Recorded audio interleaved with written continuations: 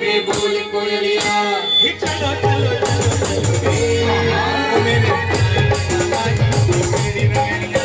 चलो चलो चलो चलो मेरे साईं बाबा जी की